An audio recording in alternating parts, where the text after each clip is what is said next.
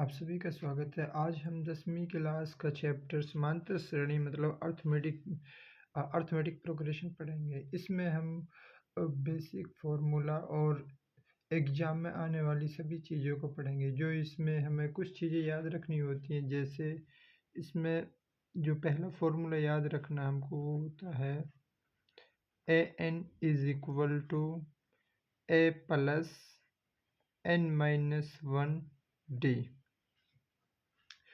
n is the last term, अंतिम पद होता है या लास्ट टर्म, ये हमारा पहला पद होता है। a इज इक्वल टू पहला पद, n इज द n होता है हमारा नंबर ऑफ टर्म्स, d होता है सार अंतर या कॉमन डिफरेंस। सबसे पहले ये जो चार चीज़ें मैंने बताई आपको, पहले इनको क्लियर करता हूँ। क्वेश्चन में हमें एक एपी दी हुई होगी, जैसे 2, 6, 10, इस तरह। यहाँ पे हमें देखना है जो यहाँ पर सबसे पहली टर्म है, इसको हम बोलते हैं ए, या इसको पहला पद बोलते हैं।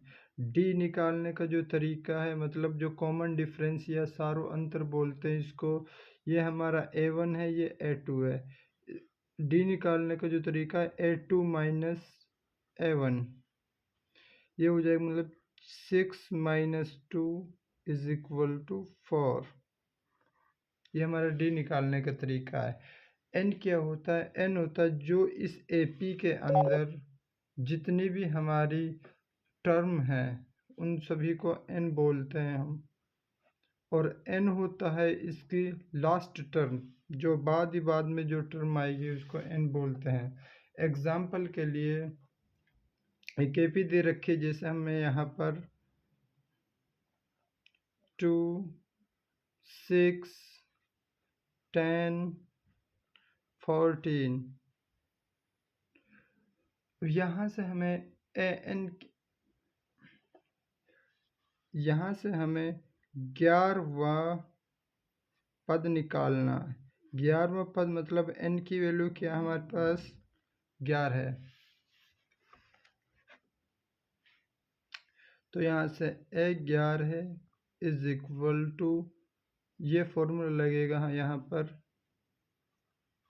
an is equal plus n-1 d।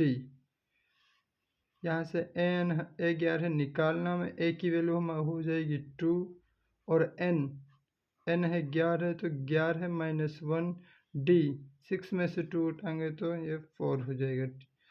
ये 2 10 गुणा में 4, 40 नहीं 20 और 40 2 42, जो हमारा 11वां पद है वो हो जाएगा हमारा 42। जैसे इसका हम दूसरा एग्जाम्पल लेते हैं, एक दूसरा एग्जाम्पल है जैसे 10, 7, 4, इसमें हमें 30वां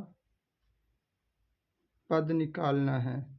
तो यहाँ पर जो हमारा n की वैल्यू हो जाएगी वो हमारी 30 हो जाएगी, a की वैल्यू यहाँ पर 10 हो जाएगी, d की वैल्यू जब हम 7 में से 10 -10 के टाइम -3 हो जाएगी। तो फॉर्मूला लगाना में an 30 निकालना है, तो यहाँ से हो जाएगा हमारा a की वैल्यू हो जाएगी 10 प्लस 30 -1 हो जाएगा -3, 10 प्लस 29 गुणा में -3, 10 माइनस ये 87, तो आंसर आ जाएगा हमारा -77। इस तरह समांतर श्रेणी या एपी का कोई भी क्वेश्चन हम जिसमें अनटर्म या एन निकालना हो या एन निकालना आसानी से निकाल सकते हैं। ये समांतर श्रेणी का पहला पार्ट है। आप कमेंट बॉक्स में लिखें कि आपको दूसरा पार्ट इसका चाहिए। और आगे हम यहाँ पर हमें a n is equal to a plus n minus 1 और डी को फॉर्मूला लगाया था। अगले में इसका हम सम निकालना सीखेंगे।